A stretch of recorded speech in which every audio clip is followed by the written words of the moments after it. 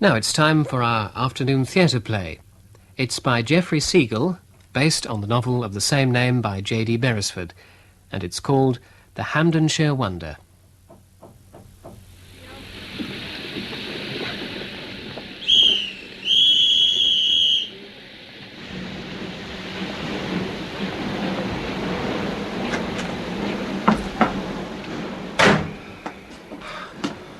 Oh, excuse me.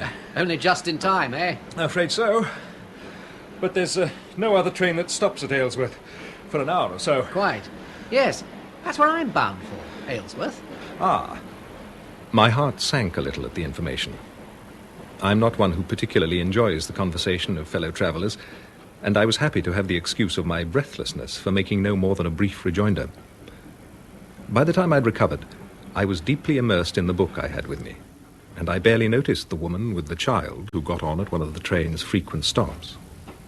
They had been sitting in one of the seats opposite me for some time before I became aware that I was reading and rereading the page open before me.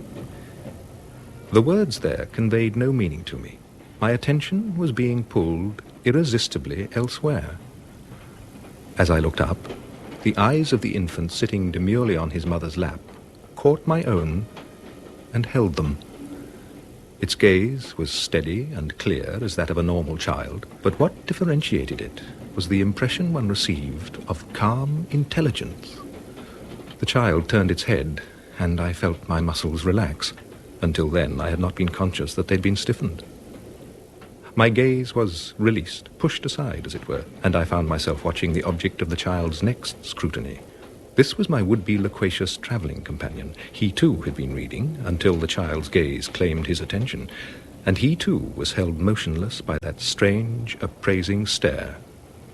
When he was released, his surprise found vent in words. That's a remarkable child, ma'am.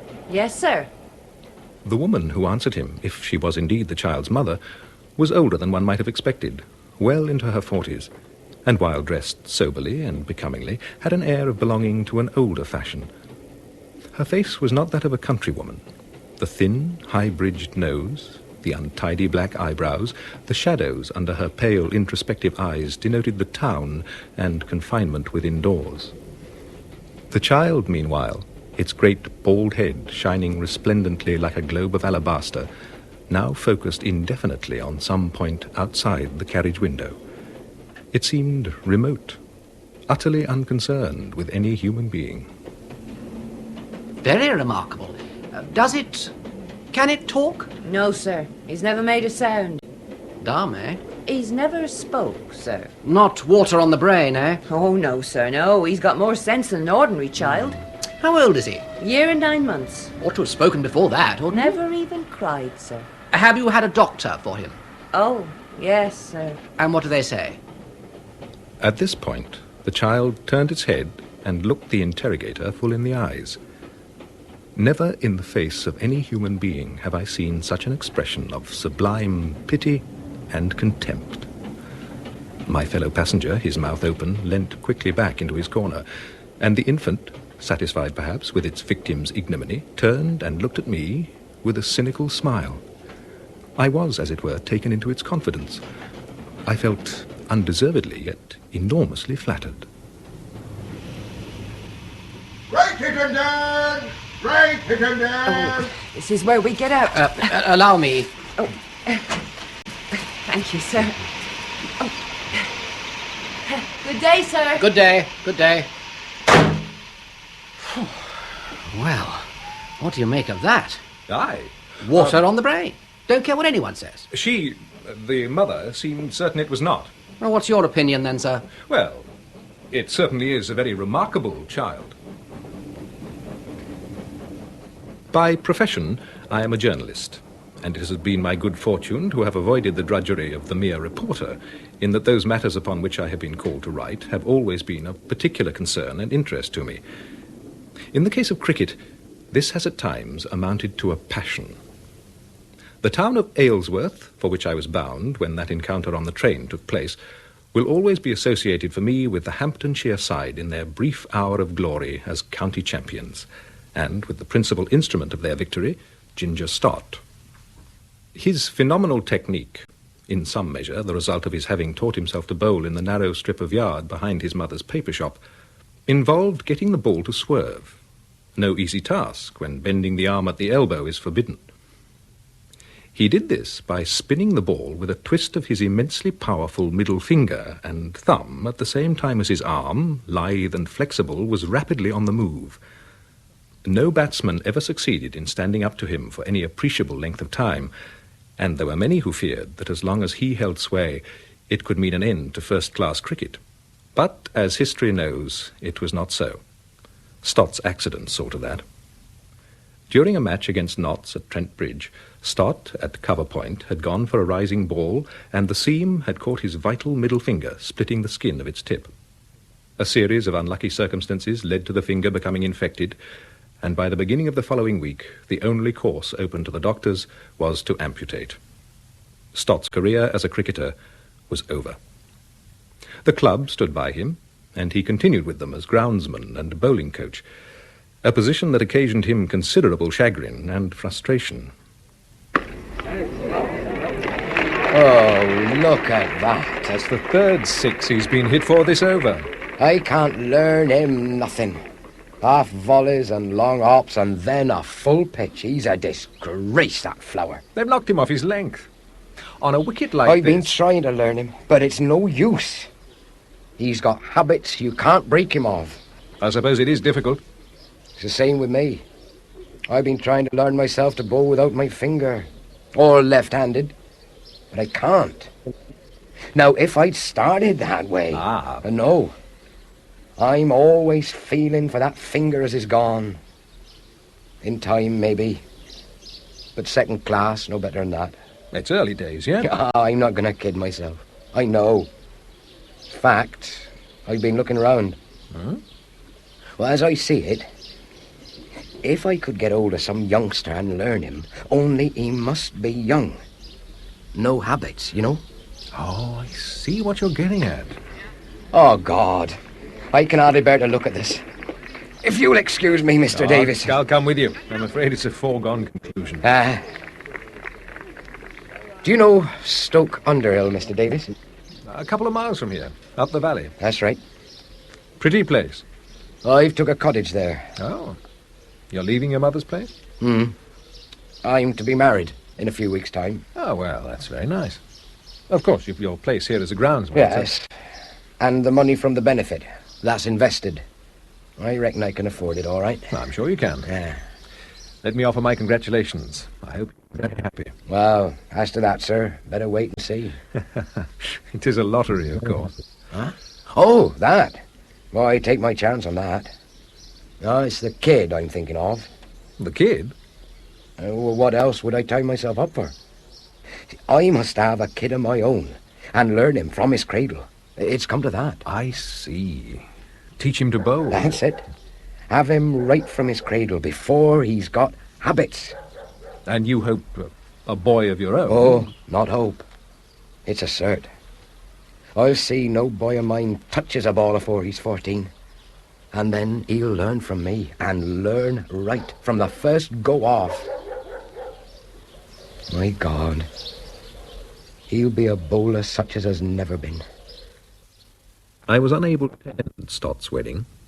I was, in fact, in America, and the ensuing 2.5 years broke up for a time many of my old habits of thought, among them, amazingly, my devotion to cricket. True, I wondered occasionally about Stott, and how his marriage had turned out. Indeed, on the day of that train journey to Aylesworth, passing through Stoke Underhill, he had briefly crossed my mind. But the encounter with the child eclipsed all else. Another couple of months of English life, however, and I found myself reverting to old tastes and interests. And although the season had virtually ended, cricket once more began to occupy my thoughts, and with it, curiosity about Stott and his ambition. On inquiry, I learned that he had left Stoke Underhill for the village of Pym, and it was a fine Sunday in late September when I set out on the 4-mile walk from Great Hittenden Station. Some distance up a little lane, which had been pointed out to me at the side of the pond, I came upon Stott's dwelling. The door was open, and I peered in. Sitting in a rocking chair was a woman with black, untidy eyebrows, and on her lap, held with rigid attention, was the remarkable baby I had seen in the train 2 months before. As I stood, doubtful, and, I will confess it, intimidated, the child opened his eyes and honoured me with a cold stare. Then he nodded, a reflective, recognisable nod. He remembers seeing you in the train, sir. He never forgets anyone. Cigarette, Stott? Oh, sir. That's a very remarkable baby of yours. How old is he? Nearly 2 year. Can he talk yet? He can, but he won't. Oh. How do you know? Well, I'm sure he can. Look, don't you want to talk about the child? Sure. I've heard him speak, once. And speak proper too. Not like a baby. What did you hear him say? I don't know. Something about learning and talking. I didn't get the rights of it. And the missus near fainted. She thinks he's God Almighty or something. Why did you make him speak? Make him? Oh, make him. Well, you tried on. Well, why not? 'Cause he'd look at you. That's why not. And you can't no more face him than a dog can face a man. Yes. I shan't stand it much longer. Curious. Very curious. He's a blasted freak, that's what he is. Just to think of all the trouble I took when he was coming. There was nothing the missus fancied as I wouldn't get. Not as she was difficult. I mustn't get habits, George, she used to say. Caught that from me. I was always on about that then. You know, the thinking of learning him to bowl. Yes, I remember. Learn him bowling. Oh, my God. Well... No fear. The game's off. Oh, I could have done it if he'd been a decent, ordinary child instead of a blasting freak. Can he walk? Yeah, gets about easy enough. For all his body and his legs is so small. When the missus tries to stop him, she's afraid he'll go over like. He just looks at her. And she has to let him have his own way. The time he spoke, was he alone? In the garden, practicing walking all by himself. And was that the only time? Only time I've heard him. Lately, was this? About 6 weeks ago. But he never made a sound otherwise? Cried? Laughed? Hardly. He gives a sort of grunt sometimes when he wants anything. And points. He's very intelligent. Abnormally so. Worse than that. He's a freak, I tell you. Well, I must be on my way. Oh, you're not coming up?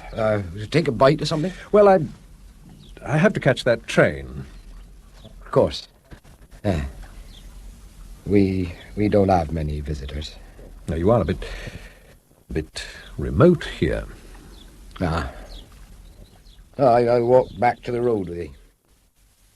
I suppose, leaving all personal considerations of friendship for the man aside, what was aroused in me most by this strange situation was the journalist, the observer and interpreter. Knowledge of a unique phenomenon had come my way, and, so far as I knew, my way alone. Here was something for me to tell the world about. But it must be something more than the bald facts. And the very next day found me in the reading room of the British Museum looking for precedents, for similarities to which I might relate Ginger Stott and his blasted freak. There had, as I suspected, been similar cases of precocity, but the Stott child, Victor, they had christened him, was somewhat different. At 2, he had done no study, gathered no knowledge from books, nor from any other person, and yet appeared possessed of a wonderful intellect with great powers of memory and deduction. Was he perhaps withholding his energy deliberately, and keeping prodigious faculties in reserve? And then it came to me, from a few remembered phrases of his father's. No habits.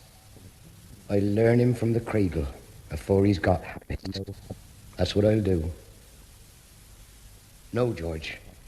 I mustn't get habits, George, she used to say. Not if he's to have none.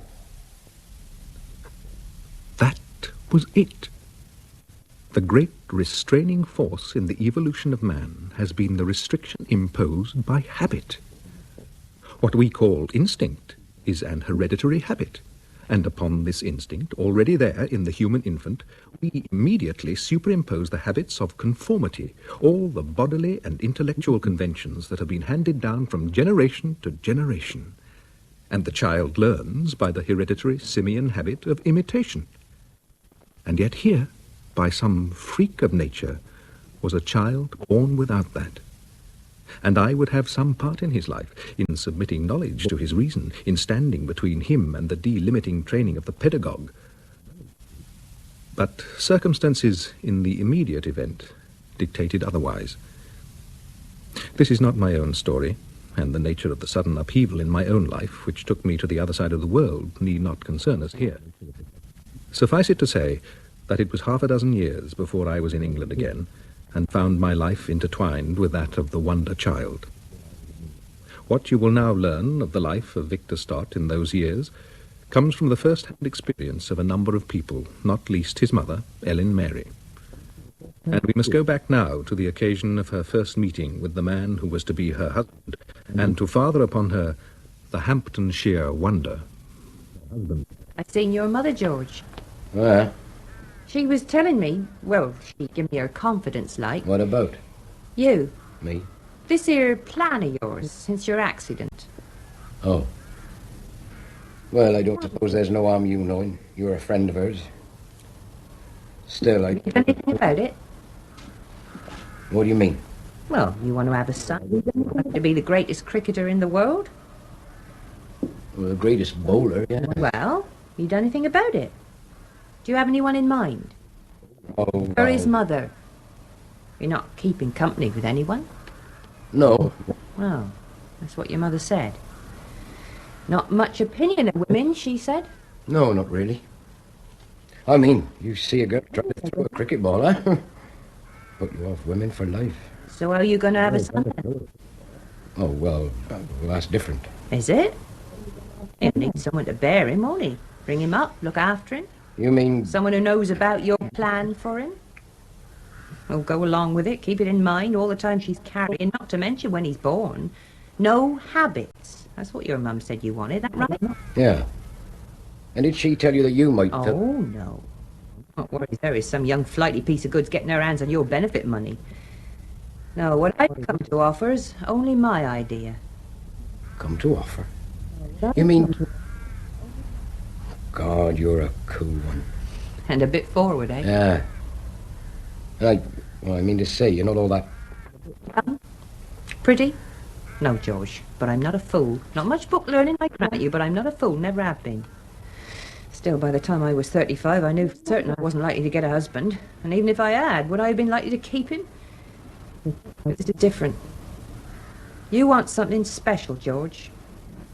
Only thing is, I'm 42 now, so there's not much time. My God. You are a cool one and no mistake. And you hold that against me?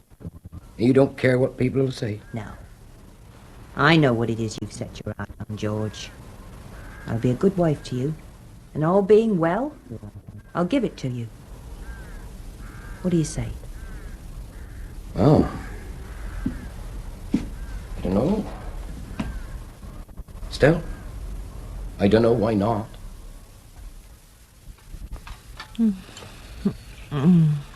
She'll do, nurse, if there are no complications. Let her sleep as long as she likes. Yes, Doctor. She's a wonderful woman to have delivered such a child alive, especially at her age. He can't live. Never cried after delivery. The worst sign. To be sure, it's a freak of some kind. Nurse, Yes, Doctor? come here. Yes, Doctor. There seems to be complete paralysis of all the motor centres, but the child is not dead. We'll try artificial respiration. Is it worthwhile? Wouldn't it be better to let it die? Let's have none of that talk, nurse. Oh, I'm sorry. Quite outside my experience. No heartbeat, no breath, yet it is indubitably alive. There's the heart. Yes, beating now. But still no breath. Come along, nurse. Let's move its arms. You know how? Its arms. Poor little thing. It's more like twigs, I grant you, but come along.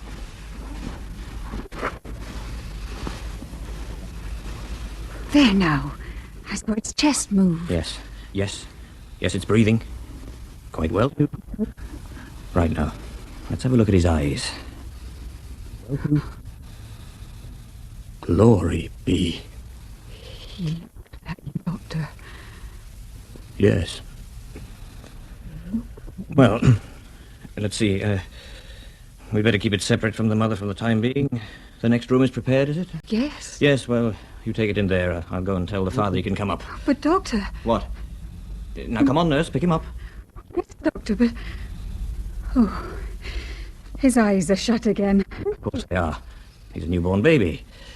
I'll be back later. Come in, Mr. Stott.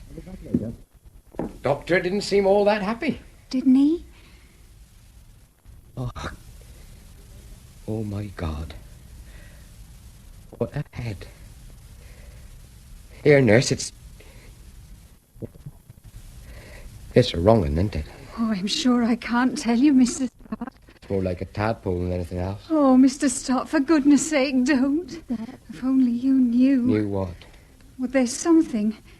You'll know when it opens its eyes. Oh, what are you talking about? Mr. Stott, the woman who's going to look after them, Mrs. Reed, shouldn't she be here by now? She'll be here directly, but what do you mean, something? Something what? I don't know. Uncanny. Are you there? Oh, Mrs. Reed? Yes, up here. What do you mean, uncanny? How uncanny? What do you mean? I'm not as quick as I'd like. Not upstairs. Quiet. Oh, God. Mrs. Stott's sleeping still, but the baby's in here. Here. In here. Now, let's have a look at him. Oh, dear. Oh, dear, oh, dear. Oh, how unfortunate. And her first, too. Oh, it'll be an idiot, I'm afraid. What? Oh, that head. Mrs. Harrison's third was the very spit of it. Oh, healthy, I dare say. It'll live. But helpless. I'll learn him everything. Learn him to open his mouth. Learn him to close his hands. Learn him everything. Oh, God. Lord help us. Did you see that? When he opened his eyes, he looked... Oh, Lord help us. He might have been 100 years old, and wise with it. A look like that. Nurse, I don't think it'll be necessary for me to come again. Not come again? I've seen them both every day for a week now, and they're both doing perfectly well. Perfectly well. Right. Well, that's what was to be expected. It's hydrocephalus with the baby, no doubt of that. There's nothing we can do. Perhaps. I don't know, Doctor. No doubt at all. But everything else is normal. Heart, breathing, taking nourishment. Not from the mother, I know, but you and Mrs. Reed are looking after that. So, if I'm wanted, you can easily send for me, all right? Yes, Doctor. I'll bid you good day, then. Good day, Doctor. Good day, good day.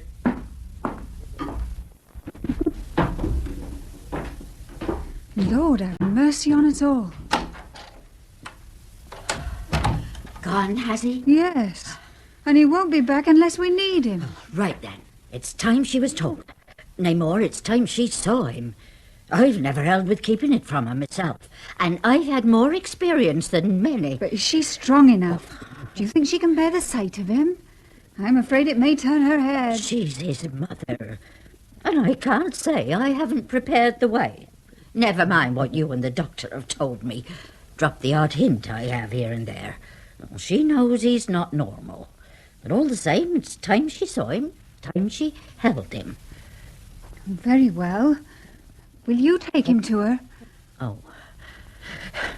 All right, while he's sleeping. Let's have him then.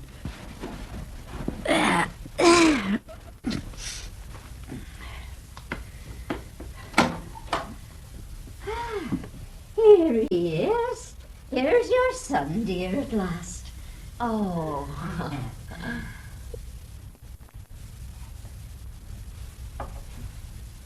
Well? I don't know. Didn't seem to worry her at all what he looked like. Yes? It was like, well, I don't know, it was like she was in church, like she'd seen a vision. Not that I'd say as much before the rector, you know what he's like, but I don't know. I never see anything like it, that look on her face. Never in all my born days. Not yet baptized, Mrs. Stott? Well, no, Mr. Crayshaw, sir. What is the child now, 6 weeks old? Come this Thursday, yes. A shameful neglect, Mrs. Stott. But then, as I recall, you were not married in the church here. No, we was married in Aylesworth. In church? No. But we do want him baptized. So I should hope.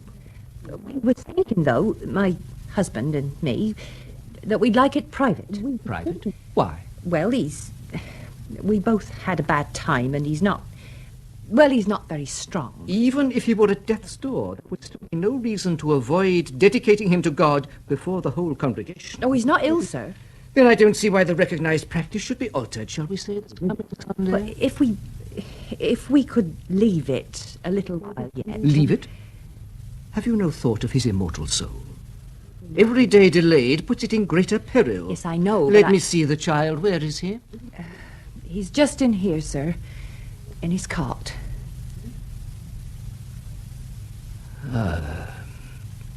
Yes. He's asleep. Sleeps a lot, he does. No trouble. Yes.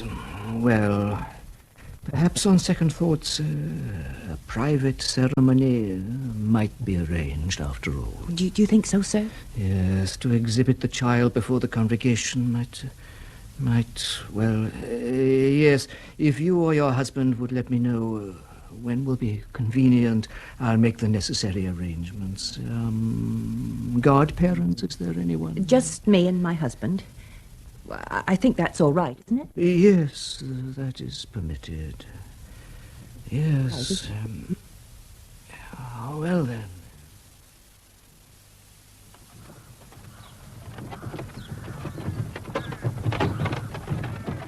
Hello there. How do you do, Crayshaw? Why, Mr. Chalice, this is quite a surprise. I suppose it is. Mind you, I've been back at Chalice Court for more than a week. I hadn't heard. You were away a long time. Best part of 3 years. Tell me, don't you have a new and distinguished parishioner? Oh? Who is that? Such is fame. Ginger Stott, the cricketer. Ah, yes. He just had his accident when I left. Are the good folk of Stoke Underhill basking in his former glory, or is it all forgotten? I'm afraid the Stott family have a certain notoriety in the parish, but not for that reason. Oh? What then? You don't know about the child. Oh, they have a child? If you can call it that. Tell me. Oh, I baptized it. I'm aware of my Christian duty, privately, of course. And even there I have my doubts as to whether I was right in administering that holy sacrament. Why? What is it? An idiot? Deformed? I would allow, I think, more latitude to medical men. Such a child becomes a burden on the community. I might even say a danger. What on earth do you mean, man? The growth of lunacy is an ever-present danger. The child's an imbecile, then? I would say more than that. You probably have no belief in the positive existence of evil, of malign possession and incarnation. No, you're right, Crayshaw, I haven't. Do the rest of the people of Stoke share your view? To a greater or lesser degree. The Stotts keep to themselves, of course. But the others give them as wide a berth as is possible in a small community. I should like to see this black swan. It sounds exceptional, and anything exceptional interests me. No doubt Mrs. Stott would be proud to exhibit the horror to you. Oh, forgive me for calling again so soon, Mrs. Stott. Oh, not at all, Mr. Chalice, sir. Won't you come in? Oh, thank you. Mr. Stott, good evening. Evening. Now, please don't let me interrupt your meal. Just carry on, both of you, and I'll sit down here, if I may. No, not in that old armchair, No, sir. really, this is fine. Since I came to see you and your son with the rector yesterday, I've been thinking, would you say you were happy here? Well, Your neighbours, would you say you got on with them? Don't waste my time on them. They're not highly intelligent, I suspect. Even Mr. Crayshaw, I fancy, doesn't appreciate the peculiarities of the situation. He's worse than any. A little narrow, a little dogmatic, no doubt. Well, I was going to propose that you might like to live at Pym. Oh. There's an excellent cottage there, which I can have put in repair for you right away. Pym? That's much further for me. We're getting to the ground in Aylesworth. No doubt, but you have other interests to consider. I understand that Mrs. Stott hardly takes the child out at all here. Yes, sir. Well, I don't care to make an exhibition of him. Quite right. But the child should have air, and you must be free, Mrs. Stott, to take him out in it. In Pym you will have few neighbours, and you need not, I'm sure, fear their criticism. They got one idiot up there already. Oh, you surely don't regard your own child as likely to develop into an idiot? Dr. O'Connor says it will. When did he see him last? Not since he were a week old. Well, in that case, his authority goes for nothing. Oh, by the way, has the child been vaccinated? Not yet, sir. Well, better have that done. Oh, would you like me to arrange it? Dr. Walters, a very good man and a friend of mine. Well, it's very good of you, sir, to take the trouble. Not at all. And I'll set things in train, shall I, as regards the cottage at Pym? Yes. Now, well, please, don't get up. I'll be on my way. Good evening to you both, for the present. Good evening, sir. Well, you ain't fair on that child, George. There's more there than you or anyone else sees. More than Mr. Chalice, even. And it won't be so out of the way for you at Pym, not with your bike. And it's true, we can't stop here. we might have taken a place in Aylesworth. But it'll be so much healthier at Pym. It'll be fine air up there for him. Oh, yes. All right for him. Just so long as it's all right for him. Right. Well, he's done it up real nice for us, Mr. Chalice. Hasn't he, George? Yeah. Still, it has got us away from that lot down there. And I didn't see no one about when we arrived. Well, I spoke to the old couple next door. They seem to want to keep themselves to themselves. Yeah. Well, suit me. What did I just say? Nobody about? Who's that hanging about down there? Where? Out in the lane, down by our fence. Oh, that must be him. Who? Mrs. Harrison's boy. One what Mrs. Reed was always on about. Oh, yeah. Great lollin' head. You clear off, will you? Just get out of it before I take a stick to it. It's all right, George. He can't get in. The gate's fastened. All the same, I don't want him hanging about here. He's going. A great balmy lout. George. What? Well, I ask you, George, is he anything like him in his cradle there? Yeah. Of course he isn't. You'll see. Grow up good and strong and healthy up here, this one will.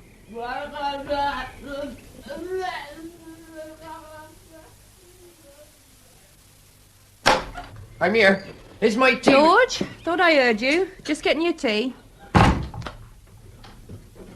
That child's in my chair. Still, is he? Huh? Well, I did mention it, but he hasn't moved then. Take him out. Does it matter, George? Tea's just ready. Time that's done, he'll be ready for his bath. Why can't you just move him? He knows that's my chair. Oh, what a fuss about that old armchair. Don't know how you sit in it anyway. That's neither here nor there. That's my chair. He should know that by now. First thing when I come in of an evening, I have a sit down in that chair. I know. And so does he know. He's old enough. He's seen me do it often enough. George, he's only 2. Plenty old enough to have a bit of respect. There's a tea made. Now come and sit at the table. Just look at him.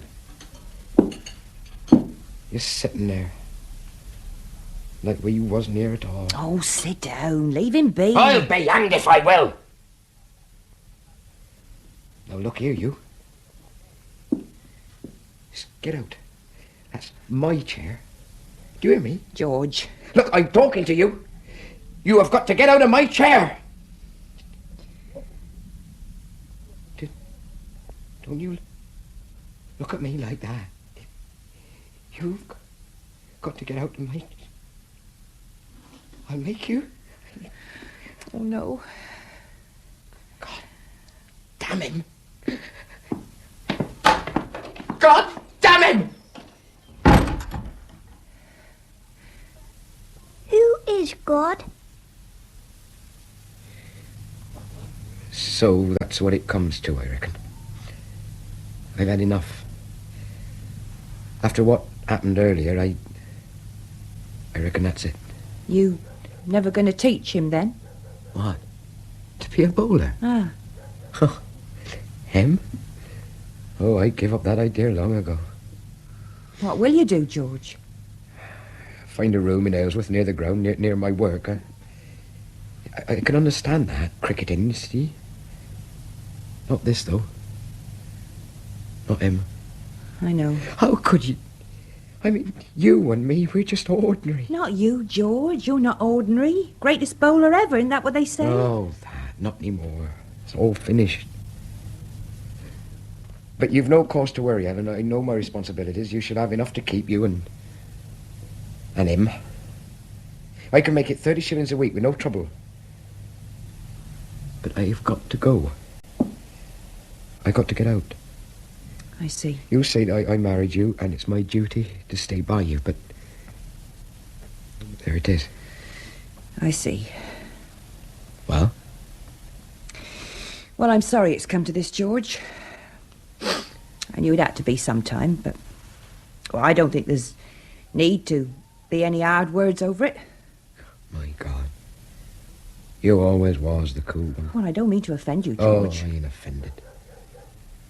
At least not that way. It's just that with him, there's that about him that I don't know. I don't expect you to understand him, no more than I do myself. It ain't nature as you should, but that all said and done, there's no bones broken. Well, if we have to part, why shouldn't we part reasonable? Fair enough.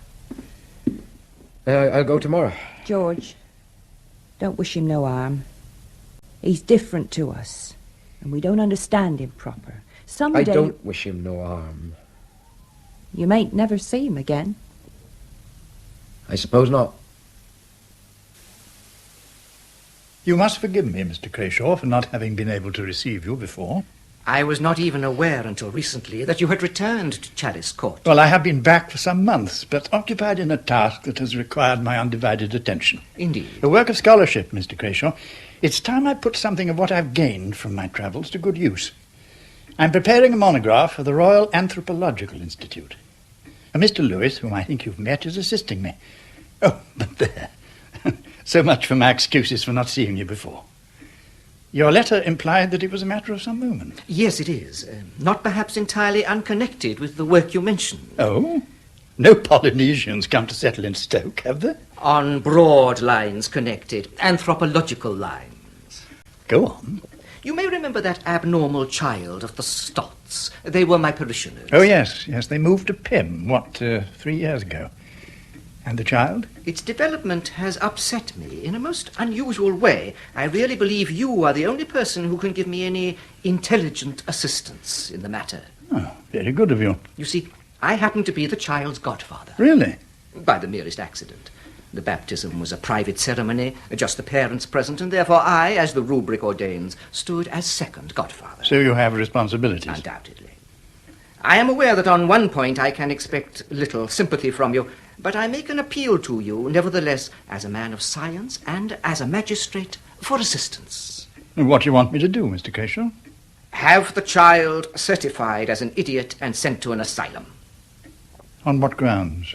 He is undoubtedly lacking mentally, and his influence is, or maybe, malignant. Oh, yes, you hinted as much, I remember, when you first told me about him.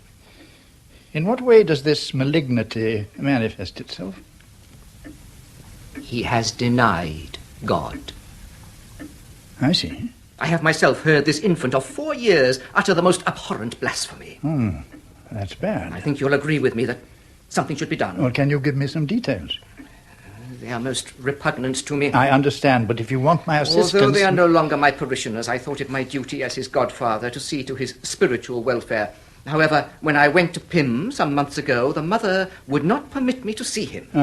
However, a few weeks back, I met him on the common alone. And then? I spoke to him, and he replied with an abstracted air, and without looking at me.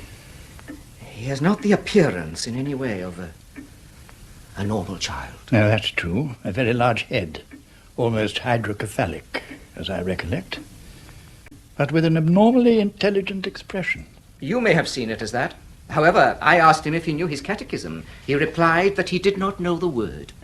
I may mention that he speaks the dialect of the common people hereabouts, but he has a much larger vocabulary. His mother has taught him to read, it appears. Well, at 4 years of age, that would argue some degree of intelligence. I then spoke to him of some of the broad principles of the Church's teaching. He listened quietly, and then when I stopped, he began asking me questions. What sort of question? I don't remember precisely. One, I think, was as to the sources of the Bible, questions which betrayed an unusual curiosity in a child so young, but... But no signs of idiocy. Worse. At the end of my instruction, this creature shook his misshapen head and informed me that what I had said was not true and could not be true. This is the blasphemy you spoke of? Isn't it enough? To defy a minister of the Church, to pour scorn on its teaching, to repudiate the very conception of the deity? What is it but the clearest indication of maleficent possession? Oh, I wonder I didn't strike and injure the child. I hope you didn't. I was too overcome. Overcome by the implication of what was happening. Just think. If it became known that an unlettered infant, the child of ignorant parents, was freely questioning the authority of the Church and its place in society, then anarchy, revolution, chaos could not be far away. Nevertheless, you cannot confine a child in an asylum on those grounds. The law does not permit it. The Church is above the law. I'm afraid not, Mr. Crayshaw. Not in these days. It should be. Oh, no doubt, no doubt. However, I must obviously see this child for myself. Tell me, though, are you going as a magistrate, or is it by way of scientific investigation? Both. And in both capacities, I'd like you to be there, Lewis. I must say, I find it hard to credit. A child of, what, a few months? 3, when I saw it. And with the power to... well, to what exactly? The power to make one feel in its presence just like a schoolboy. Harvey Walters, who vaccinated it, felt it too. How did it do that, for heaven's sake? By the way it had of looking at you, of sizing you up, and then, having stared you out of countenance, rejecting you. It couldn't have been a trick of the light, say, or your imagination, or a combination of both? Or affecting myself and Walters in the same way, not to mention Crayshaw when he first encountered the infant. But you 3 are the only ones to have experienced this phenomenon. To the best of my knowledge. Oh, apart from the parents, who were also aware of, well, something special about the child. That's why I'm particularly anxious for someone else to be there when I visit. It's now 4 or 5? 4.5. You've not mentioned it to anyone in the interim? No. I suppose I thought it would die. After I'd made life easier for the parents by offering them the cottage at Pym, I must confess I'd not thought about it again until Crayshaw appeared just now. It certainly appears to have confounded him. It did more. It provoked him to fury. How dare it make light of his divine authority? What did Crayshaw do, shake him? No. He appears not to have laid hands on the child. What did he say? He didn't know how it was that he did not do the child an injury. Now, that's one of the things that interests me enormously. That power must have been retained. Along with the other developments, I really am most eager to see for myself. I'm sure. But for the moment, I'll keep an open mind. Oh, please sit down, Mrs. Stott, and go on with your tea. Oh, thank you, sir, but I just finished. We seem to be fated to intrude upon you when you're at table. It's no intrusion, Mr. Chalice, sir. But if you'll excuse me, I'll just refill his cup. He likes a second cup. Oh, please, go on. I hear your son has been engaging in religious controversy with Mr. Crayshaw.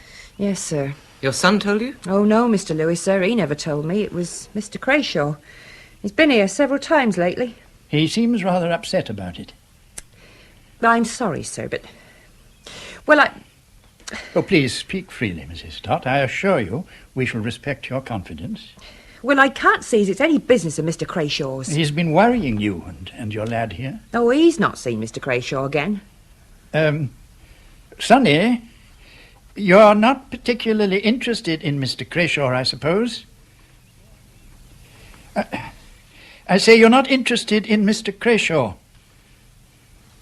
Doesn't he hear me? Oh, we can hear you, Mr. Chalice, sir. Mr. Crayshaw is the rector, someone important, and you've been arguing with him. Begging your pardon, take no heed, sir. He won't answer unless he's a mind to. He doesn't speak unless he needs to. He just draws my attention and points. It's his way, sir. Yes, I see. Well, I hope that the matter of Mr. Crayshaw can be settled and that you won't be bothered further. Oh, thank you, sir. I'm very much obliged to you. I've been wondering if I might not be able to help your son in some other way. I understand he can read. Well, I learned him what I could, sir. Ain't much. Well, perhaps I could lend him a few books. Oh, yes. We've no books, and we never hardly see a paper now either. But you taught him? Well, we've a Bible, and there's 2 copies of Lily White's cricket annual as my husband left behind. And has he read those? The Bible he has, I believe. All of it? I believe so. I'm sorry, but I find this most disconcerting. Your son obviously has an unusual power of intelligence, and we talk about him as if he wasn't here. Do you want to read? I have between 40 and 50,000 books in my library. I think it possible you might find 1 or 2 which would interest you. What would I learn out of all them books? Well, now... Well, it's a difficult question, that, eh, Lewis? If you take the question literally. Well, how else can we? Well, he might learn the essential part of all knowledge that has been discovered by mankind so far. Should I learn what I am? No. No, that you won't learn from the books in my possession, or indeed from any book. But you will find grounds for speculation. Grounds for speculation. Material from which you can formulate theories of your own. Don't know them words. Going out now.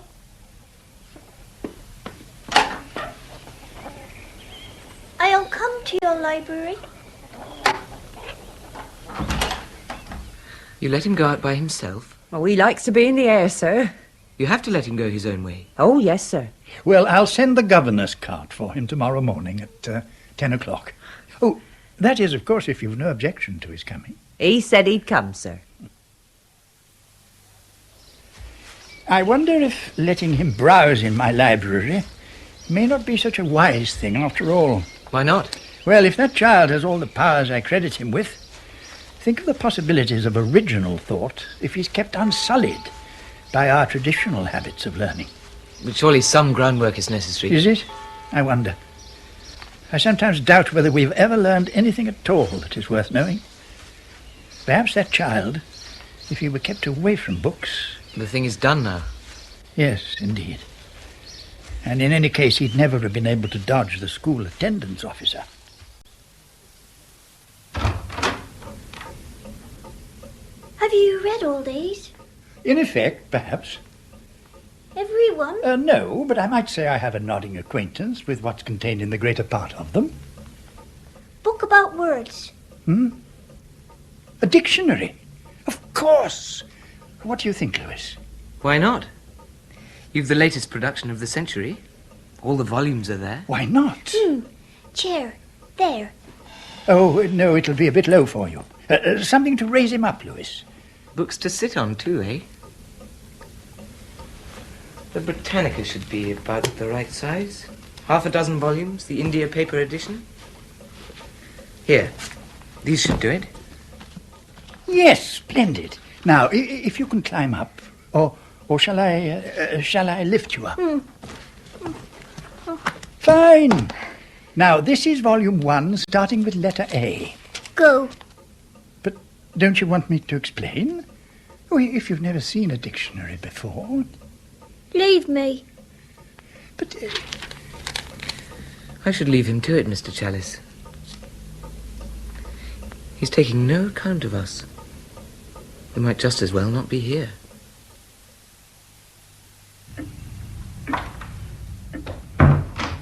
Well? He took a biscuit and drank some milk without even looking up. How far has he got? Well on in letter A. Still with volume 1 in front of him? Yes. He's consistent. Ah. You've changed your view, then? No. He could be humbugging us. See, he's admitted he knows very few words, yet When we saw him start on the introduction, he didn't stop to look up any of the new words he must have met there. He just ploughed on, like an adult reader. Precisely. Is it possible he could actually be reading as fast as that? No, he's pretending for our benefit whenever one of us is near. I don't think so. What's your explanation, then? I think he's committing it to memory. What? They say that Macaulay had a phenomenal memory as a child. It's conceivable that this one outclasses him. The boy is in effect learning the whole dictionary by half from page 1, intending to collate it all, later in his mind. Oh, come. Why not? The concentration is there. A child of 5 couldn't simulate that. It's too far-fetched. Think of the gap between your intellectual powers and that of, say, a Polynesian savage. It's possible that this child's powers equally transcend our own. I think you're theorizing on too little evidence. Ah, yes, you're right. We must wait. Ah, Heathcote, tell me, has the Stott child left the house? I've not seen him, sir. Well, then someone must have opened the library door. The handle's too high for him to reach. The maids are off this afternoon, sir, and I certainly didn't. This window's open. What? Well, he could hardly... He has, though. His footprints are in the flower bed. There. By Jove, yes. And see what he's done to the daffodils. Cheeky little brute. Yes, but the logic of it. He didn't waste time trying to attract attention, just decided it was time to go and went by the shortest route. Heathcote, you'd better send Jessup over to Pym. See if he's home safely. Yes, sir. Begging your pardon, sir. Yes? Will the child be coming again? I hope so. Jessup has been told to collect him each morning, and you don't look very happy, Heathcote. I'm sure it's not my place to comment, sir. Regard it as another of my eccentricities. Eh, Heathcote? Very good, sir. I'll go and tell Jessup. A glass of milk and a plate of bread and butter every day at lunchtime. That's the order. To be taken to the library. Though I don't mind telling you, it gives me the creeps. And never in all my born days did I think to see a melon-headed imp in a cricket cap ordering the master about like that. I just don't know what we're coming to, I'm sure. The dictionary from A to Z in 5 days. Already at M in the Britannica, and still that same concentration, same rate of reading, always the same. I can't resist looking in on him, time and time again. When he left last evening, he was at the end of W. He's obviously just finishing the last article in the final volume.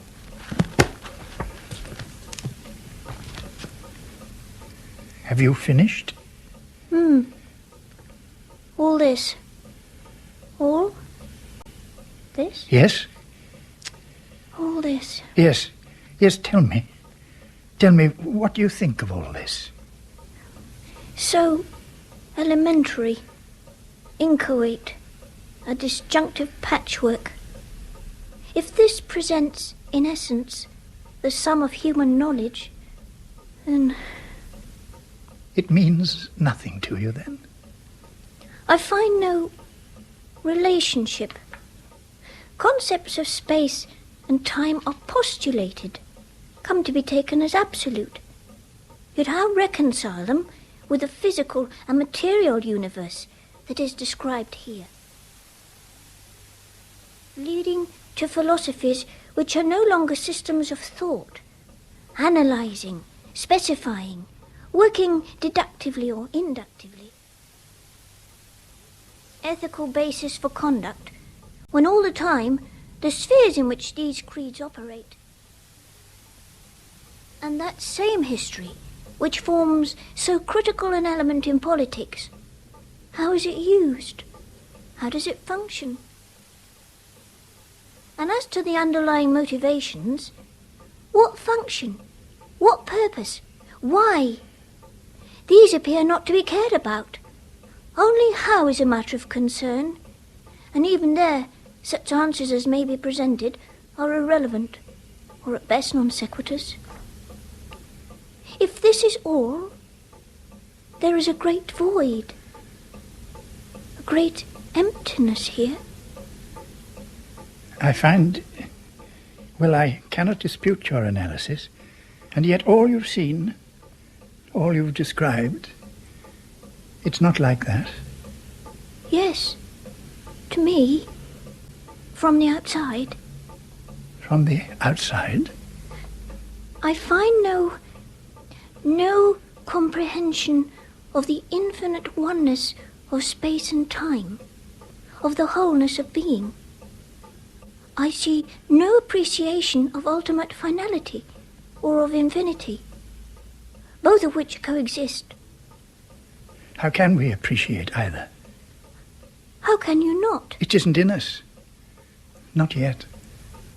Not yet. Is there then no one else that sees? Is there none of my kind? Is this all? There is none of your kind. May I introduce Mr. Foreman? Oh, how do you do? How do you do? Fine day. Yes, indeed. Well, Mr. Crayshaw, you asked me to call. Yes. The child Victor Stott. I gather that for some time now he's been spending the greater part of his day playing in your library. If you remember, I undertook to find some way of diverting his mind, so as to prevent him speaking against religion to the yokels. Seems quite a character, if I may say so. He hasn't been offending in that way. No, but neither does he receive instruction in any sacred subject, nor, for that matter, attend Sunday school or any place of worship. Well, what is it you want me to do now? Possibly you've realized that the child is well past his 5th birthday. I suppose he must be. Past the age at which the state requires him to receive the elements of education. Eh? Time he went to school. I've been after him, you know. I'm the attendance officer for the district. It's a serious matter. Come now. Oh, forgive me. Of course you don't know, you can't possibly know the utter absurdity of putting that child to recite the multiplication table with village infants of his own age. I fail to see any absurdity in the proposition, Mr. Chalice. 5 is the age fixed by the state. Well, how can I explain? Let me take an instance. You teach him the elements of arithmetic. It's part of the curriculum. Well, I've only had one true conversation with this child, but in the course of it he had occasion to refer, by way of illustration, to some abstruse theorem of the differential calculus. His aim was to make his meaning clear on a particular point, though I may say the illustration was utterly beyond me. God bless me. You don't say so. The reference was an act of intellectual condescension. If the child is, as you infer, some sort of mathematical genius, and it's true there have been instances in history, he would not, of course, receive elementary instruction in that subject. You would not find any subject, believe me, Crayshaw, in which he could be instructed by any teacher in a council school. There I cannot agree with you. He is sadly in need of some religious instruction. He would not get that in a council school. No, indeed. Why not bring the child here and let the Reverend Mr. Crayshaw or myself put a few questions to him? If I brought him, he wouldn't answer your questions. He's very difficult to deal with. Oh, is he? Of course, I've not spoken to him. In any case, the decision does not rest with us. No, it rests with the local authority. Which has the right to prosecute. The parent is responsible, may be brought before a magistrate and fined for the first offence. I shan't fine her if she comes before me. Well, of course, no one wishes to proceed to extremes, but you, Mr. Chalice, are the one who has most influence in the matter. I cannot believe that you will go against the established authority of both church and state, if only for the sake of example. Mr. Crayshaw, regulations, laws, religious and lay authorities come into existence in order to deal with the rule, the average. But if we are reasoning, intelligent people, we must also have some means of dealing with the exception, for whom a particular law can have no application. Are we to exhibit a crass stupidity by enforcing it? Or are we, as reasoning, intelligent men, going to take the case into our own hands and act according to the dictates of common sense? I don't agree with you. I don't consider this an exception. You must agree with me, Crayshaw. I have a certain amount of influence, and I shall use it. In that case, I shall fight you to the bitter end. I am determined that this infidel child shall go to school, that he shall find and occupy his preordained place in the order of society. Quite right. Very right. I think you would be better advised to let the matter rest. It's possible. I shall fight. Very well. As you think best. I don't know if you're aware, Mrs. Stott, that the English education system requires every child to attend school from the age of 5, unless the parents are able to provide approved instruction elsewhere. No, sir, I didn't know. The Elementary Education Act of 1870 and its subsequent amendments. Yes. Ah. Now, there is an individual... Oh, well, why shouldn't you know? It's the Reverend Mr. Crashaw again, who insists that you should attend the elementary school. Oh, I thought we were shot of him, sir. I have argued with him. I've also seen this afternoon, in point of fact, a friend of mine, who is chairman of the Education Authority. What has emerged is that you can't be exempted unless you're able to convince the authority that you should be. Cannot you stand in loco parentis? Oh, in that I'm providing you with an education. Yes. There's still Crashaw to deal with. Inform me. He can't or won't understand. I know these things must seem to you utterly absurd, but I'm sure you realize that you are an exception to the world about us. People like Crashaw, like myself, indeed all of us, from the meanest to the greatest minds of the day, are not subject to the fine logic you exercise. Well, that being so, you must also realize that whatever your wisdom, you have to live in this world of comparative ignorance. A world that cannot appreciate you, which could fall back on compulsion, even the use of physical force. You suggest, then? That you consent to answer certain elementary questions which a few selected members of the local authority will put to you. What are these members? There are 4 of them. Their chairman, he's the friend I mentioned, Sir Dean Elmer.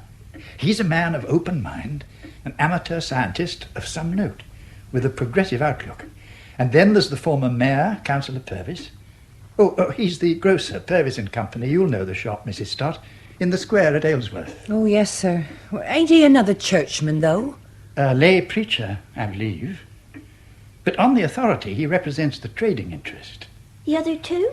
The headmaster of the grammar school, Mr. Stephen. So that's another man of learning. And finally, there's Mr. Standing, who's the political appointee.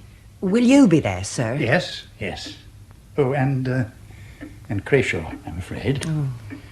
But the examination will be conducted here, in the library, so there will be minimal interruption in your studies. Now, will you consent? I'll answer their questions. Let them come. Well, I think, Stephen, you're best placed to conduct the examination. Will you open the proceedings? Yes, very well. Now then, tell me, what is the square root of 226? 15.03329 to 5 places. Dear me. Is that right? I think so. 225 is 15 squared. What's so, that book he's got in front of him? It's not a crib, is it? May I see? Ah, yes, Spinoza, the short treatise. Van Floten's Dutch text and Latin translation. Huh? Well, what's all that about, then? It has nothing to do with elementary arithmetic. Mr. Stephen will reassure you on that point. Certainly. All right, then. What does half a stone of loaf sugar at 2 3 farthings come to? Don't recognise the terminology employed. What is 7 times 2 3/4? 19.25. What's that in shillings? 1.60416. Wrong. I think not, Mr. Purvis. Right. The examinee has given the correct mathematical answer to 5 places of decimals, so far as I can check him mentally. Well, it seems to have gone a long way round. Just to do a sum as any 5th standard child could do in his head. Yeah. I'll give him another. I thought Mr. Stephen had been delegated to conduct the first part of this examination. Yes, will you go on, Mr. Stephen? Perhaps something a little more advanced. What is the binomial theorem? A formula for writing down the coefficient of any stated term in the expansion of any stated power of a given binomial. I am satisfied under this head. Well, beyond me, I don't mind saying so. I think, Mr. Chairman, we've had enough theoretical arithmetic. There's a few practical questions I'd like to put. Yes, Mr. Purvis. Yeah. How old was our Lord when he began his ministry? Uncertain. Well, come now. Any Sunday school child knows that. Of course. Mr. Crayshaw, please. Are you sure, Mr. Purvis, you've understood the purport of the answer? Oh, of course I am. I asked how old our Lord was when he began his ministry, and he says he is uncertain. He meant that the answer to your question is uncertain. Well, how's that? I have always understood Quite, it to... but what we've always understood does not always correspond to the actual fact. If you don't mind, Chalice. Now, what did you intend by your answer? The evidence rests mainly on Luke's Gospel, but the phrase "a hominos Jose aeton tria conta" is vague. It allows latitude in either direction. According to the chronology of John's Gospel, the age might have been about 32. Well, it says 30 in the Bible, and that's good enough for me. Heresy. It sounds like blasphemy to me, doubting the word of God. I am for sending him to school. All in good time, Mr. Purvis. Now tell me, how many elements are known to chemists? 81 well characterized, others have been described. And which has the greatest atomic weight? Uranium. And the weight is? On the oxygen basis of 16, 238.5. If nothing else, extraordinary powers of memory. What's your opinion of tariff reform? An empirical question that cannot be decided from a theoretical basis. What are you to say to that, Standing? I say that tariff reform is the only way to save the country. And if this government is not... For mercy's sake. Are we here to argue the trivialities of present-day politics? Aren't you satisfied? What more evidence do you need? I'm not satisfied. And nor is the Reverend Crayshaw, I fancy. He has no vote. Elmer, what do you say? I think we may say that the child has been and is being educated satisfactorily elsewhere, and that he need not attend the elementary school. On a point of order, Mr. Chairman, is that what you put to the meeting? Well, this is quite informal. Our findings will be put to the full education committee. That's all very well. Well, shall we argue the point in the other room? Yes, certainly. And our examinee can get back to his Spinoza. I apologize for my fellow children. No more. What do you mean? They are the last. Your kind have no interest in truth. So no more. Of these events in the life of Victor Stott, the Hampdenshire Wonder, I, of course, at the time knew nothing. Now, on my returning, however, it was to that corner of Hampdenshire and to Pym itself that my steps turned. The vagaries of fortune had provided me with the means and the leisure to fulfill an old ambition, to write a book, a work of philosophy which would attempt to reconcile a conflicting variety of viewpoints and theories. Those former visits of mine to Pym had established it, by its very isolation, as an ideal place to embark on such a task, and I had engaged a room for the summer at a local farm. Hold on to your luggage, Mr. Davis. We're going to have to pull over to the side here. Let this lot pass us by. Come on, girl. There's not a lot of room on the road. Can't rightly call it a road. Disgrace it is. Whoa, no, girl. They're well and truly loaded. Someone moving house? Ah.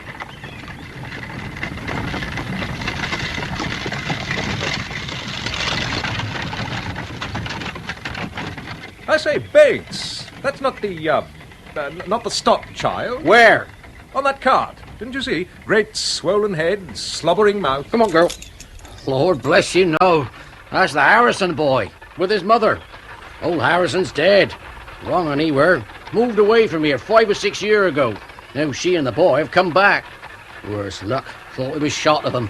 The boy's an idiot, is he? Yeah, horrible. Can't speak nor nothing. He goes about bleating and barring like an old sheep.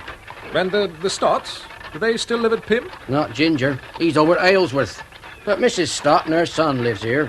Oh, the boy's still alive then? Ah. Intelligent child? Oh, so they say. For an 8-year-old. Book learning and such. They say he's read every book in Mr. Chalice's library. Does he go to school? Oh, no, they let him off. Leastways Mr. Chalice did. They say Reverend Crayshaw down at Stoke were fair put out about it. My memory had been stirred, and as I crossed the common next day, passing the pond where Ginger Stott had told me of his dwindling hopes, I remembered his ambition for the child, to teach it to become the world's greatest bowler, to ensure it stayed uncorrupted by any habit that might interfere with that aim. And I remembered, too, my resolve to be a part of that child's life, its protector and mentor.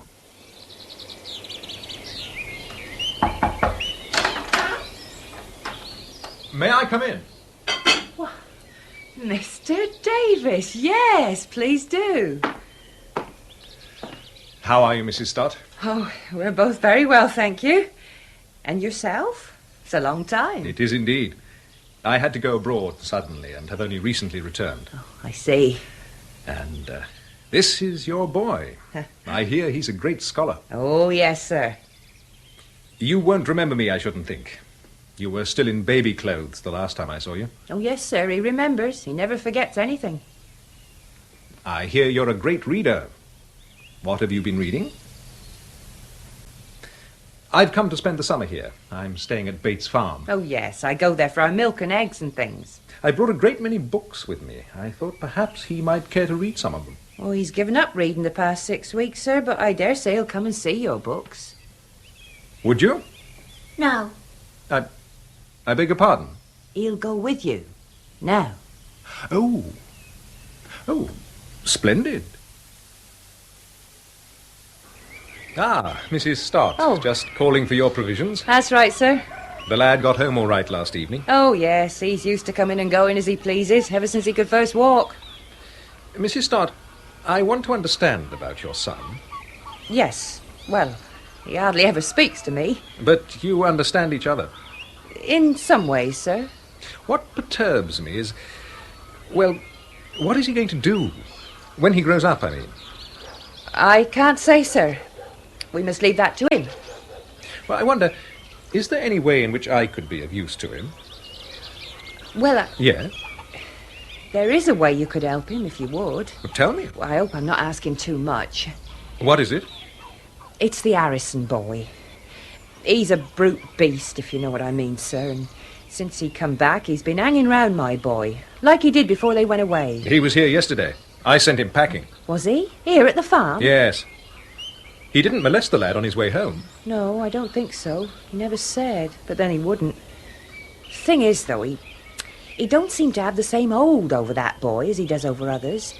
What I was thinking, sir, was that if you go with him when he takes his walks, well, I think he'd be glad of your company. You do? He seems to have taken a fancy to you, sir. He won't say as much, but I sometimes know his meaning without the need of any words. I see. Yes, certainly. I'll come and fetch him. Who knows? It may be a way of coming to understand him a little better.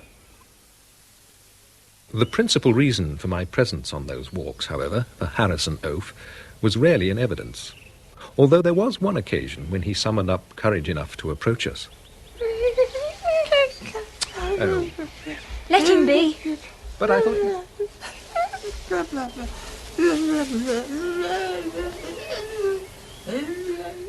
The idiot's behaviour was that of a nervous puppy wishing to propitiate some as yet unknown master. He was within a few feet of us, crouching and wriggling in the grass, when the Wonder gave him one of his deliberate, devastating stares that I remembered so well from that first encounter on the train. The idiot, however, regarded this as a sign of encouragement, and he came nearer still, at last reaching out a hand to touch the boy he so curiously regarded as a playmate. No. Send him away. All right, that'll do. Send him away. Get away, will you? Go on, or you'll feel my stick about you.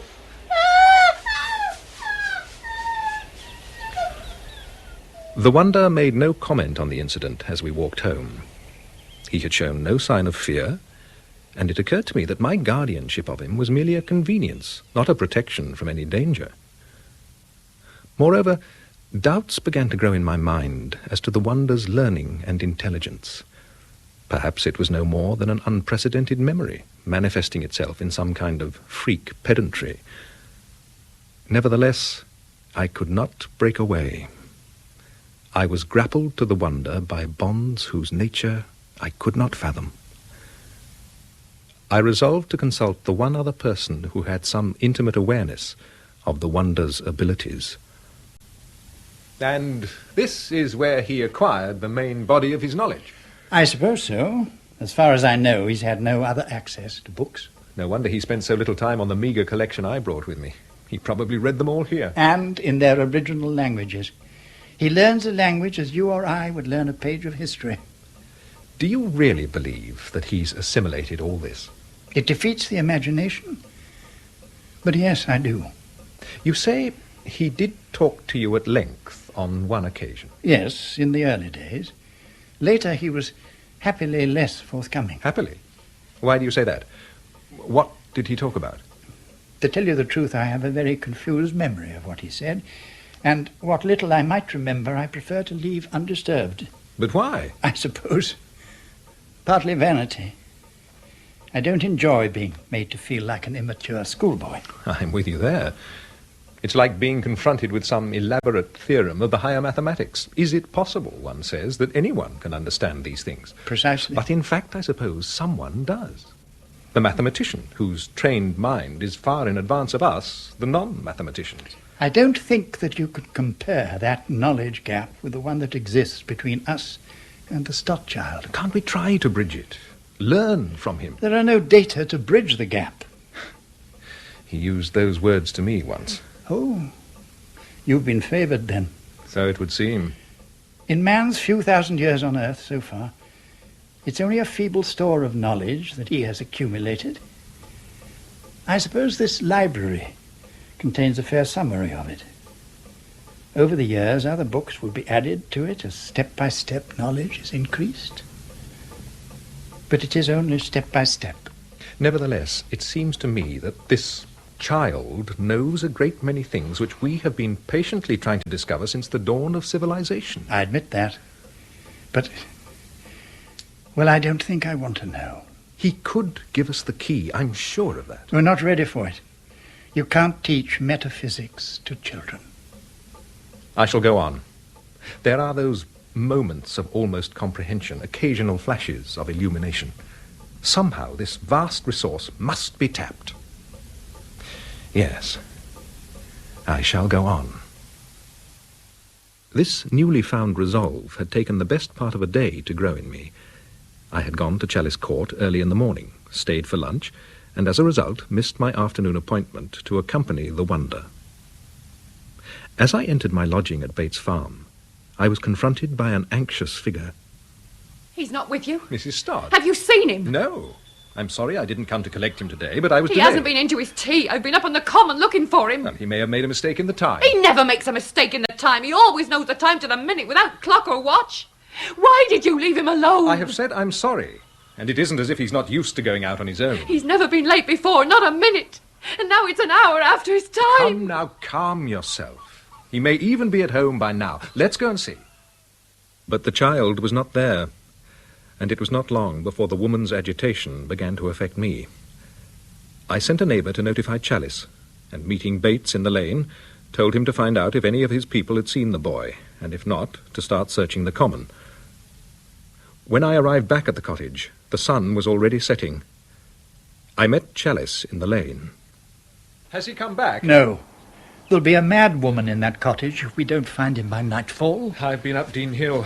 There was no sign of him there. Ah, Heathcote, any news? Not between here and the court, sir. Well, take our people and try the woods. Well, I shan't be able to do much tonight, sir. It'll be dark in half an hour. Well, do what you can in half an hour. Oh, very good, sir. He's such a little chap. It would be easy to miss him if he were unconscious. Darkness fell, and with it the rain came, and still the Wonder had not been found. Mrs. Bates stayed with Ellen Mary, and the two kept their silent vigil. I pictured them in the cottage, and wondered how near the latter was to the limit of human endurance. But, lulled by the rain, I eventually fell asleep. Once during the night, I awoke suddenly, and thought I heard a long wailing cry out on the common. But when I got up and looked out, and the cry was not repeated, I wasn't sure whether or not I had dreamed it. Another image, between sleeping and waking, had me sitting bolt upright as the daylight streamed in. The pond. No one had looked in the pond.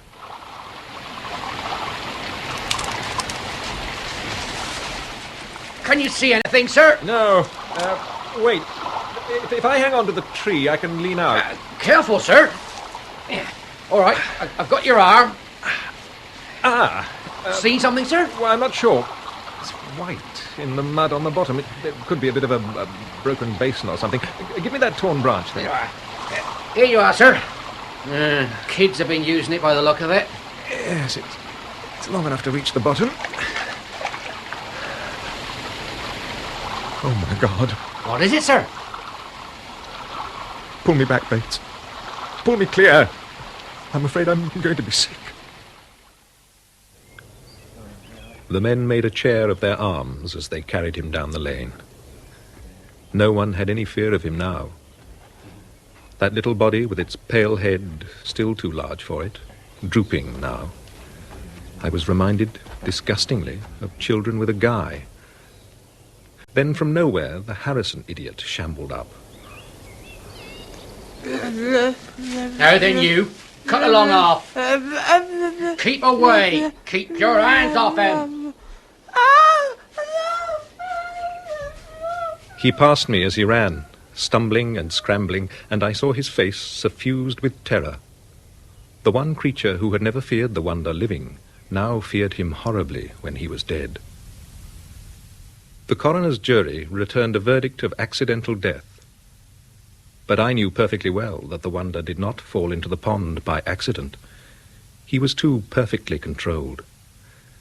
I know that he was pushed into the pond.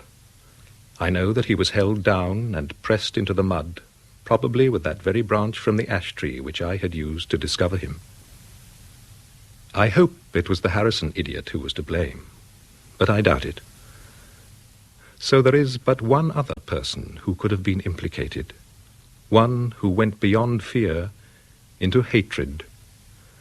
I recall all the terrifying acts of misapplied courage and ferocious brutality that the fanatics of history have been capable of when their creed and their authority have been set at naught.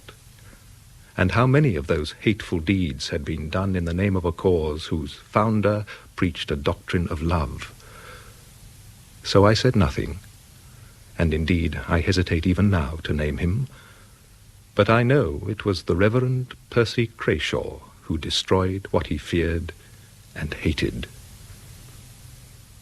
As for the others in this story, Ellen Mary Stott was broken quite by the death of her God. She never recovered her sanity and died not long after in the county asylum. I heard that her husband attended the funeral.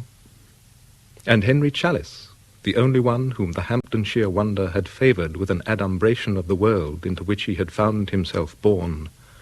Tell me, why do you not want to talk about what you heard from him that afternoon? I glimpsed a finality, and that appalled me. Ignorance is the means of our intellectual pleasure. It's the solving of the problem that brings enjoyment. The solved problem has no further interest. When all is known, the stimulus for action ceases. And for Victor Stott, all was known. Precisely. Pity the child for whom there could be no mystery. The first and greatest joy of life. In our childhood, there is unexplained mystery, just beyond the gate. When that is explored, there are new and wonderful possibilities beyond the hills, and then beyond the seas, beyond the known world, and so into the world of imagination, of speculation. And he reached that point in a few weeks. And even further beyond. His vision of the world, of the cosmos itself, was something utterly beyond our comprehension. And in our present infantile state, what we cannot comprehend, we must fear. I believe he was beginning to understand that. Too late, though. Someone feared him enough to destroy him. And we breathe again. Relieved. Suppose that unique brain, that pure, untrammeled intellect, had not been burdened with all the dead weight of information, of facts. What then? We can never know. Now. No. Still, the world is young yet. Let's play in the nursery of our times. The day will come when humanity has grown to his mental stature. But not in our day.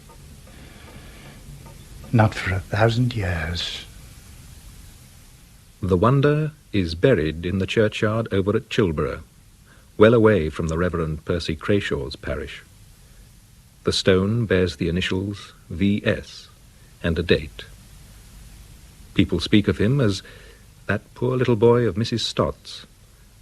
No one remembers that he had been in any way different from other poor little fellows who had died an untimely death.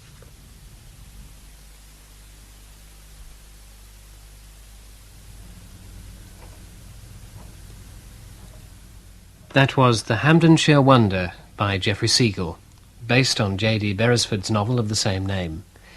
The narrator, John Davis, was played by Jonathan Newth. Ginger Stott was Steve Hodson, Mary Ellen Stott, Carol Boyd, and Victor Stott, Vicky Ireland. Henry Challis, Richard Herndl, the Reverend Percy Crayshaw, Hugh Dixon, Dr. O'Connor, Crawford Logan, the nurse, Penelope Brownjohn, Mrs. Reed, Catherine Parr. Gregory Lewis was Richard Gibson, Heathcote, John Forbes Robertson, the Harrison boy, Robin Langford. Mr. Stephen, Frank Ellis, Mr. Foreman, Bruce Alexander, Sir Dean Elmer, Geoffrey Segal, and Bates and the man on the train, David Goodison. Mr. Purvis and Mr. Standing were played by Steve Hodson and Crawford Logan. The Hampdenshire Wonder was directed by Christopher Venning.